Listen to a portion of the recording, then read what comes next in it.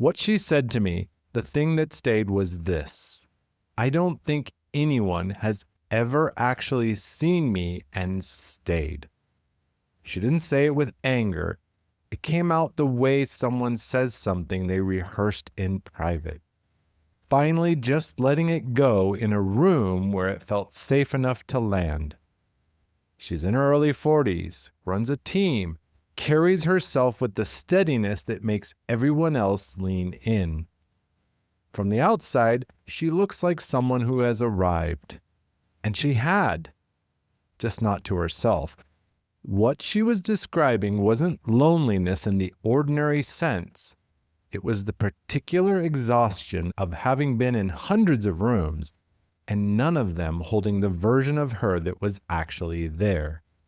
Being known, but not as yourself. Present, but performing. Most people who do real identity work hit a wall they didn't expect. It's not the work itself. The work is hard, but it is familiar to you. You know how to endure. People rarely prepare for what happens when the work starts to show. What happens when people get glimpses of the new you, and you don't know what to do with their response. Certain people get confused.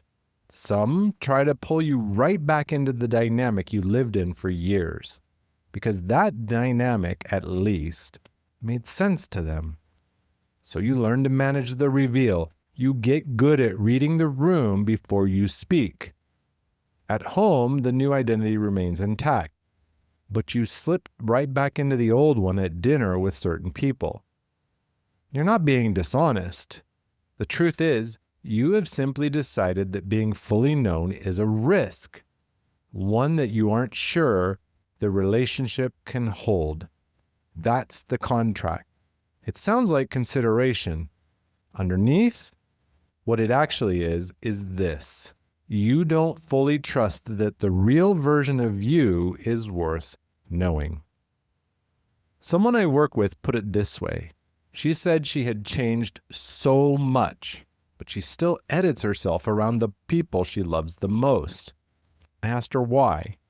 She sat with that for a second and said, if they reject the real me, I have nowhere left to land. This isn't a fear of rejection. It's a self-concept that hasn't caught up with the identity you built. Editing isn't protecting the relationship. It's protecting the old story. The one that says the version of you that struggled, that's the real one. The older self managed people's reactions just to survive. The new one, it's just a performance. That's the inversion. It's the very last thing the old identity holds on to. What it actually looks like when you cross this threshold is quiet. It's not some grand declaration where someone says all the right things. The reality, it's much smaller than that. It's a conversation where you say something true, something you would have softened a year ago, and the person you're talking with doesn't flinch. They move toward you instead of away. You're not waiting for the catch, you just let it land. You don't need to explain it away. The only thing left is to let yourself be received. She told me what that felt like. The feeling was like holding her breath for 2 years. She finally exhaled, and nobody in the room looked up in alarm. The conversation just continued, and she was in it, fully as herself. That's what being fully known in the new identity feels like. It's not applause. It's just a quiet experience of being in a conversation as who you are. The identity underneath that moment is not about finally being accepted. It's something more settled than that. I no longer need to hide the version of me I worked so hard to become. That's the threshold. One question to carry with you today. Who in your life are you still editing yourself for? And what are you telling yourself you're protecting by doing that? Sit with this. If this landed, it landed because something in you recognized the edit. You know the exact version of yourself you're still managing, and you know it's not actually about them. You don't need more time.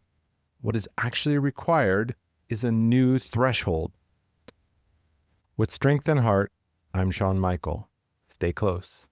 We spend a lot of time on this show talking about the threshold, the space between the identity that got you here and the one required for the new ground. You're listening to this because something in your current architecture is fracturing. You're running the performer playbook or the striver protocol, and it's costing you an immense amount of energy to maintain the facade. The external results are there, but the internal friction, it's burning you out. Most people will let this episode end and go right back into the performance. They'll put the mask back on for their next Zoom meeting and keep relying on the identity that's actively caging them. I'm looking for the leader who's done performing.